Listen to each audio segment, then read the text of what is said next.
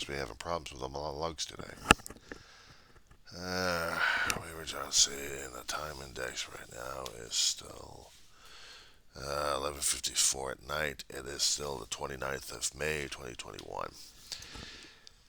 Saturday night. I gotta say something. I've been having problems trying to do the logs these days because sometimes I have to find something relevant to talk about. And certain times I'm actually able to get those thoughts going around this time of night. But once in a while I get into a kind of void. I get into a black hole void. Or I just can't get the information out. It's just sucked out. Politics is one thing. If I get pissed off enough at a politician or their actions or a group of actions being taken by a group of politicians, then I'd say something about it. Or I'd go into my family history or go into what's going on with my medical condition right now or mental health conditions. And they'd be topics to go over. Or even a letter to someone who probably needs a bit of encouragement or a bit of I don't know, unwanted, unsavory advice on how to handle a situation. And then I'm looking at television, trying to see if there's been anything else happening these days. Who else has died? Who else has gone somewhere else? I mean, Gavin McLeod. I have to make a little bit of obituary for him. I never met the man, but I wish I had. I understand he was a wonderful man before he passed away. And now we got other actors and singers passing away as well. It's like we've got an onslaught happening these days. And it kind of sucks, really. Because all of our precious old classics, should I call them older classics, living legends passing away before our eyes. Gavin McLeod was one of those legends, a bygone era, fading away left and right. The televisions and the shows and the movies I got used to. One particular show, Mary Tyler Moore, and then A Love Boat, and then trying to watch the movie of Operation Petticoat. Most of those actors are gone. Maybe a few of them are still left, I think. But most of them are passed away already. Old age, disease, death claims us all. Kind of hard. Kind of hard to deal with the concept of that. Growing up as a kid, you hear about the deaths. It just doesn't hit you as hard. Because you're still young, you're still a kid, you still think you got time left and right. You think you're immortal. When you get older, you start learning more and more about that concept there. You get into situations where it tests your mortality, your sanity, your longevity, your stamina, whether or not you're going to be surviving one thing or another, either by death, disease, let's see, not by this one, disease or accident or something, physical or mental trauma. Let's see how you bounce back from one of those. Now, if people have been watching the videos I've been putting out there, you know I've got a lot of it. I've been through a lot. My disclaimers, I've always been trying to put on there, but sometimes I miss up on it. I'm not a guru. I'm not an expert. I don't have letters. I go by experience. I go by knowledge base. I go by observations. So, that's all I am. I'm a student, one way or another. I'm a college student, so I study. I observe. And I record. Enough said. So, the videos I do for people or about people, it's a way to connect with people. If, for example, there is someone who had been in a travel agency, or travel industry actually, has had problems in his particular neck of the woods regarding how COVID was supposed to be taken care of. I kind of responded to that one. And then a gentleman who was in the YouTube field regarding his gaming experience and his situations that have been putting him through the ringer left and right.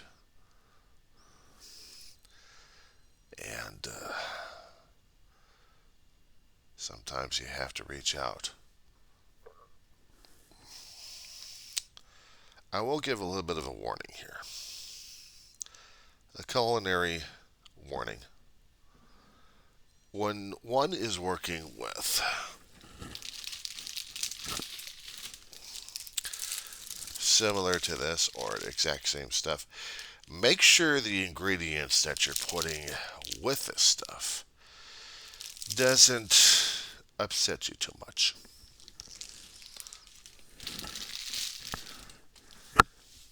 Never mix pizza toppings with that stuff. Pizza pizza toppings and beef flavored ramens. Oh, maybe tasty going down, but in the stomach, forget it afterwards. You're in for it. I have to keep drinking water or finding some Tums to deal with this stuff. Milk works great if I actually had any milk, but not at this time of night in the first place. Doesn't work very well, but it's better than nothing. I could put something acidic in there. Gatorade and Tang mixture. That'll kill you. It may taste good coming down, but then mixing in with the rest of the stuff down there, I don't know about that. Water is considered a base regarding its acidity. And sometimes the base will still interact with the acid in the stomach. It helps it out very little. You still need the fat of milk. Or maybe even ice cream, that would work. But it would coat the stomach enough where it wouldn't feel so bad. Now, I know, you got the goops of the Malantas, you got the Tums, you even got the tablets out there to chew on, like left and right. And even the medications like that would help the stomach out. Probably after this, I'll be running for the Tums bottle and trying to see if that works, or at least a little bit of Mylanta, what I've got left of it, if it hasn't expired yet. So that's a bit of good news right there. Or even worse, which will definitely turn your insides out. Regarding, well, I don't want to go into it further because it's kind of disgusting to talk about, but it still works. Just don't. It's too disgusting for me to talk about the after effects. That's all I gotta say about it. But it may work for the stomach. Give me the tablets and I do. But besides that little situation over here, that's all I've been doing for my videos in the first place, is basically reacting to things I hear and see and then express on video. A long while ago, just doing the audios were enough for me.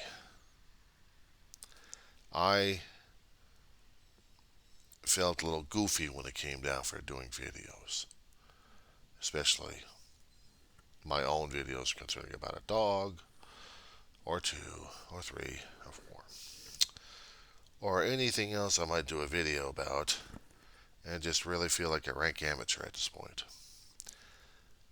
But to confess or talk about things on camera, it's still hard to think about it because I'm pouring my heart and soul on video. And before I know it, I'm doing at least 1, 2, 3, 4, 5, 6, 7, 8, 10, 20, 30, 40, 100. And I'm looking back at them, I'm thinking, you gotta be nuts. I'm doing how many? And how long? In a year? I know some of these YouTubers over here seems like they do at least one a day or two a day. Sometimes I've been doing like 3 or 4 a day because I needed to get some stuff off the damn chest. And when we had this COVID situation happening, this is what I've been doing. Trying to get things off my chest because I wanted to talk about stuff. Sometimes it was politics, you know, mostly. Or mental health and how I was doing and if I was stable enough to do or to think or feel or do anything. But I never felt not all that much urge to act like a silly person. Like I've seen other people like, well, let's act up on television. Let's see how silly and crazy you are. No, me, I'm serious. Okay, I've been always been a serious schmuck. And I said it to myself, I'm a schmuck. And especially when I'm doing things like this and I'm trying to make it seriously enough to have people listen to it. Now, I'm monotone, I know that. I drive people crazy. On some occasions, I'll change the tone a little bit if I'm feeling the urge to do so. So the rest of the time, I got this monotone voice. I will talk like this, and that will drive people crazy. And other times, I don't. On some occasions, I'll feel the need to have a voice.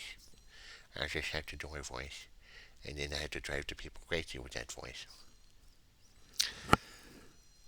And just to shake things up a little bit. I'm lengthy. I talk a great deal. And sometimes I just talk to get it out. And it's necessary when I do these videos because to me it's therapy. It's therapy. I mean, hell, I cuss and curse like crazy, especially when I do the audio recordings and just go nuts on them. You're probably thinking, why does he do a podcast? I'm like, oh, great. I've heard so much about doing the podcast like that. How the fuck do you do a podcast? I guess I'm going to have to do something like that, but I prefer the videos right now. But even though it is eating up a lot of memory, and I have to figure out how to do this podcasting shit. That's more equipment, more money than I got right now, as it is. I have to deal with what is, and sometimes, every once in a great while, pick up a cell phone and start doing the dictating on it, or pick up the headsets and look at the camera and just try to talk like crazy. And if you notice, sometimes I don't even look at the camera directly, especially when I'm doing my videos, because I don't like, I gotta talk like this, I gotta talk like this, I'm gonna hyperventilate like this. No, because I'm not going to be talking at the camera. It's like I'm going to be talking to you across the damn camera over here. You are in front of me. So I have to talk like that. And at times, if I feel relaxed enough, I will kick back and I will relax and I will assume a pose of great relaxation and less stress and less anxiety. Unless, of course, I am forcing myself into this situation where I'm just feeling anxious about doing this because sometimes I feel like saying, oh, fuck this shit. Let me just get up here and just talk to you like this. And then my back says, fuck you. Put it back in the regular position again. I'm never satisfied. But yes, I can laugh at myself in situations like that. Why not? If I can't laugh at myself like that, then what the hell can I do? Curse and cuss at myself? That's easy enough. I'm a fool, I'm an idiot. I'm a fool, I'm an idiot. I'm a fool, I'm an idiot. Okay, just how long am I supposed to do this in what particular camera position? Doesn't work. I look to the right because I got a television, but I got a main room. And once in a great while, when I do those videos of mine, I show reality check. I don't have a green screen behind me, and if you've seen a lot of videos, this is generally what I do broadcasting. Throughout the year, when we are doing the Zooms for classes, and I go to a community college, and we were doing a lot of Zooming on that one. This is the station. Now, keep in mind, when I had talked about my family past, and I had talked about people matter to me, this would be the seat my dearly departed brother would be sitting in. And you've seen in the videos, if I actually had the camera tilted away or to the side, you would see pictures, right? And I would be referring to those all the time. So in that situation, and sorry about the lighting here, it's kind of sucks, and I'm trying to get these damn things fixed one of these days. Get new bulbs in these things. So the lighting sucks in this. And I gotta get management to take care of it. I gotta take care of the apartment first. Yeah, confession out there anyway. Long story on that one. But getting back to what I was doing here. My brother would be sitting here. I'd be sitting at the far end. On the opposite end of the table here. And I'd watch his back, he'd watch mine. We developed that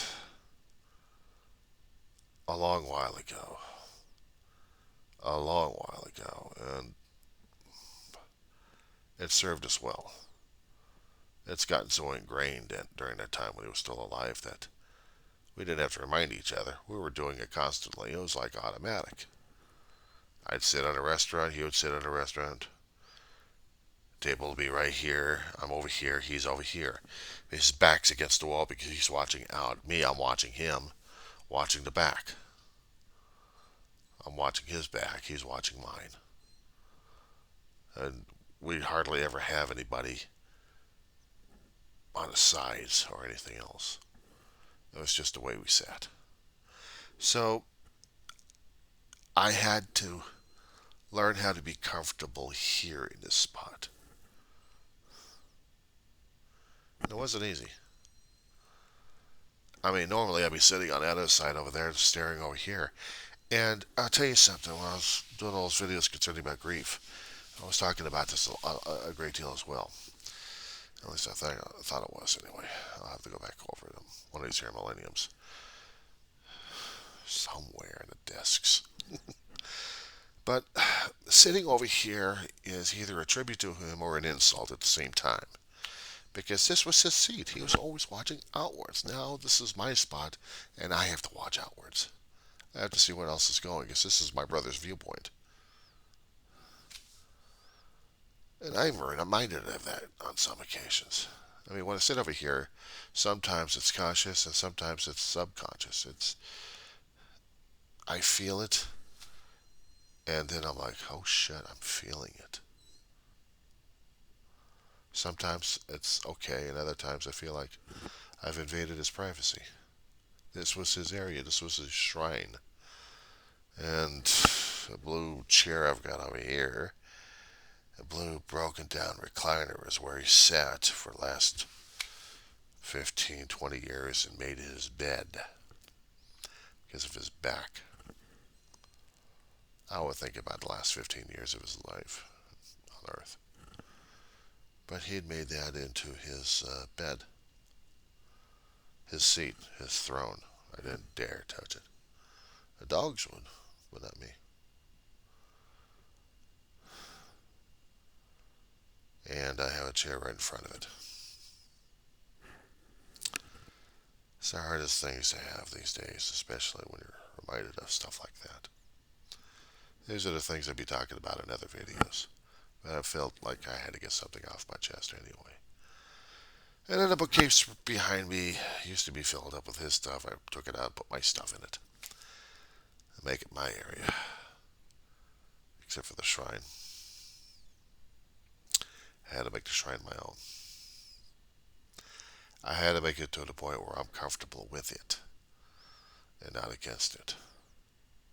There are certain things, there are certain actions, there are certain, okay, back to that word again, things that sometimes you can violate or just adapt into your own other traits, other behaviors, other conditions.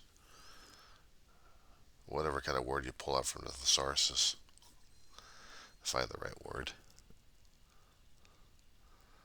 But whatever it is, if you make it your own and you work with it long enough, you're kind of comfortable with it. In a way, you're honoring those who have gone before you, and you're just honoring the passage at this point. And I guess in this way, I'm honoring his passage a great deal, and it hurts sometimes. Sometimes when I talk about it, it does hurt because I feel the grief, I feel the pain, and like I've said in a hell of a lot of videos and recordings, this stuff really makes the mark in me. You know, it really hurts. But I do it because I'm trying to honor my brother. I'm trying to honor him and my mother. My mother's never been in this place before. She passed away a few years earlier before my brother did. And looking how she passed away and what she passed away in, I hope I never got into that situation myself. But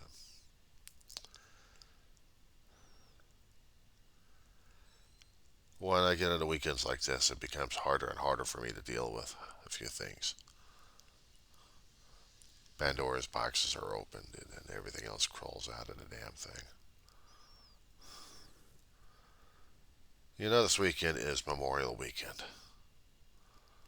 People talking about barbecues all the damn time. They're going to be barbecuing chicken, macaroni, salad and they're going to be having this stuff at a local lodge. They're going to be having it at a veterans lodge. And veterans of foreign wars. Meaning if you're a veteran, you went across the seas and served and came back, you're still considered a veteran of foreign wars. And then if you actually really went over across the seas and had war and it came back, you'd really be earning an honor. But still, a veterans outpost. And the thing of it is, I can't go, even though I've been invited. The thing of it is, if I'm going to be opening up that particular point of view there, is my brother had served a long time ago. And you notice the clock on my right hand side, right over here. If you've been watching those videos a lot, you'll be seeing the position of my chair. You've also been seeing the position of the camera. And you notice that clock is still there and never moved. It's been broken. I've never fixed it before. And I'm not about to. I'm just letting it stay there. It's not marking a time when my brother passed. I mean, it stopped well before he passed, but he just never bothered to get the damn thing fixed. I kept it up there because I didn't want it falling down or anything else happening to it. I didn't want to disturb it, so I left it up there. A reminder of my brother. Some of the phrasings that they have on there worked with my brother very well because he was one of them. But long story short, things happened both on his and the Navy side where I guess there was no reconciliation. So whatever honors he earned, they tried to strip away. At least the external honors, but not the internal honors. And he tried for decades trying to get them back, and they just refused. Or lost the paperwork somehow. But he died knowing who and what he was. And I honor that a great deal. And it's hard for me to see movies that he liked concerning about the military. Because every time I keep seeing them, I see my brother. So going over to a veteran's place to honor the dead,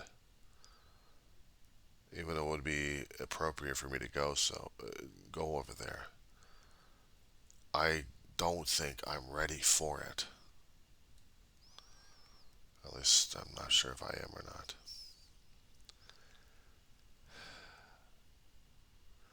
It was bad enough that this weekend was my brother's birthday weekend as well. I had a hard time celebrating, or actually memorializing his natal birth, because I'm reminded too much of his death, and it was kind of hard for me to deal and cope with that.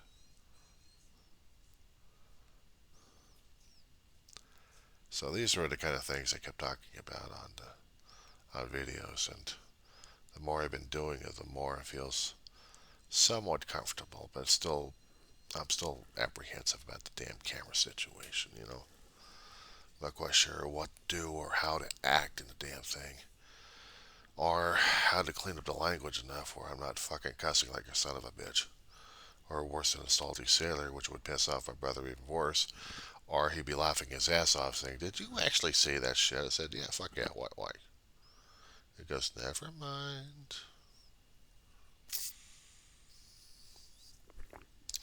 You're worse than a salty sailor. I go, "Thank you. I'll take that as a compliment, salty sailor." Shut up.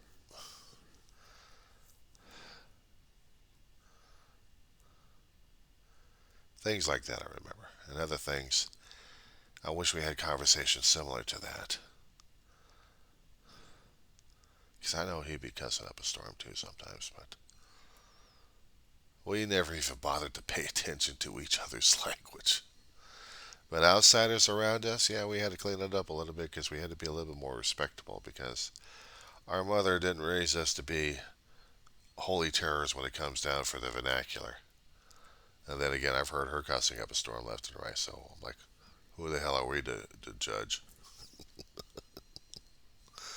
Marianne, watch your language. Oh, shut up, Mama. Oh, God, I remember that a long time ago as a teenager. I'm hearing Mama and Grandma going after each other.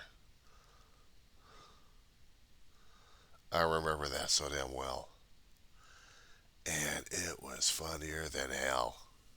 I'm seeing these two old ladies chuckling at each other. Grandma tried to be more respectable because she was an old.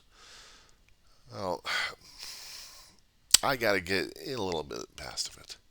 Claire Marshall was her name. And she was a school teacher at one time and a band leader. She had her own little band going on. A gutsy bride, if you want to call her that. Of course, Grandma would probably say, "Johnny, watch your language." Yes, Grandma. Still a gutsy bride anyway. Go wash your mouth out. I hardly ever had my mouth washed out with anything, but I still had to watch my language anyway. Especially if Mama had a belt with me. But my mother got the guts from Grandma and a love of learning. Grandma was a school teacher as well, taught in a one-room schoolhouse. It was a town of Hiawatha, Utah, a mining town. Grandma would be a school teacher over there. And she taught. But she also had a band she'd play with like crazy. She played piano very well during that time, Ma told me. So she'd be wailing up a storm. Stories like that, I wish I had paid attention more and more because they had added more and more rich texture to my own memories of how I how I would recall my family that way. Mama was born sick. She was born with epilepsy. Her name was Ellen Ray Cameron, but she married my brother's father, who was named Harry Shaw. So she became Ellen Ray Shaw. Got married at way too young, and things happened between her and him that caused a divorce situation where she took my brother, my older brother, the only brother I had. 8 years difference, so basically 7.5 years, but who's counting? We're calling 8 years at this point. Took him out, and they traveled, I think, back to Utah, and then back to Oakland, and then back down to Southern California area. And somewhere down the line, she met my father, Jack Elmer Weaver. Actually, he called himself John Elmer Weaver. Everyone called him Jack. I'd call him Jackass. He was rich. He was showing off. Theoretically fell in love with Ma and somewhat appreciated David, but I don't think so. They had a fling. They had something happen out in Catalina, off the shores of Catalina, on a private yacht, according to what my mother kept telling me. So I was considered the love child. Mama wanted me. My father didn't. When I was born, he took off. Hightailed it. I'd never seen the guy at all. I thought I talked to him once on the phone. Hung up on me. Identified myself to him, and he hung up. So I've always had animosity towards that guy. I never knew what the hell happened to him. I always wondered. Had to be the fear driving him nuts. But what was driving that damn fear in the first place? But these are the things I usually talk about in some of the other videos regarding my life. But some stuff is just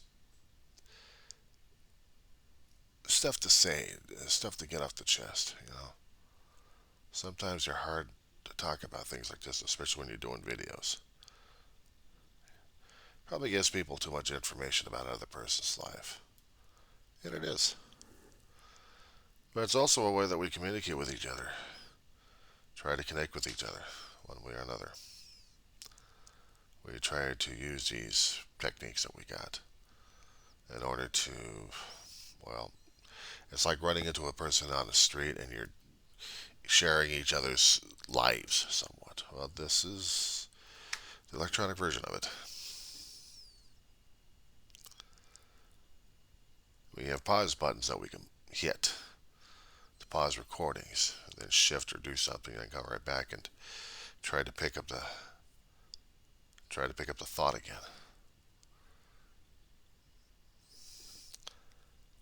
Wonderful technology these days. Sometimes I wonder about that. So, yeah, it's called sweating underneath the armpits. You gotta try it when you can be a whale on a beach or a whale in the sand right now, as it is.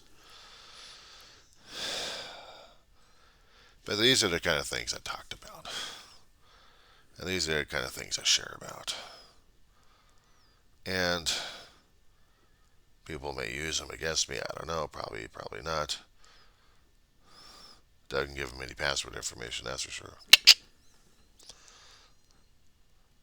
So, I don't know what your story is. You'll probably tell it in your own way, either in comments or in videos. I've seen other people try to do that. Trying to tell other people about how they thought, how they felt, what their days are like. And they're very uncomfortable about it, very shy about it. Even though some of them may be into one particular format and look and stare at the camera and try to say, oh, hey, I'm trying to give you this kind of positive information over here. I'm trying to be this kind of emotive here, and I'm trying to tell you what kind of an energetic person I am. And then other people are like, oh shit, what the hell am I doing on here in the first place? But I got to tell you this thing because I've got to tell you about this thing, and I'm having problems with it. I know both. But usually when I get on here, I'm not like that. I mean, I know them, but I just haven't been like that on some occasions. I've been the way you see me. A schlub. And, yeah, I do talk low sometimes. Most of the time, anyway. Especially when I'm trying to get into more personal details and when I dig more and more of this stuff out. Sometimes I do feel the the energy level. And other times I'm like, well, somehow I gotta dig through this damn thing to find out what the hell is going on in order to share this damn crap with people. But this is it. These may outlast me, probably, and if they do, fine. If they don't, well, it's been nice trying to do this shit anyway, just for fun. just to get some things passed. So I'm going to put you back into out of your catatonic stage and back into regular life. And I'll bore you to death next time. I'll put you in a catatonic state where you're screaming mad inside your head subconsciously. And consciously you're like, oh my God, is he dead yet? Is he done yet? Can I bury him yet, please? Where's my spade? I'm going to bury this guy alive. He's driving me crazy. Why is he driving me crazy? He's just continuing on. Why is he doing this to me? No, leave me be. Leave me be.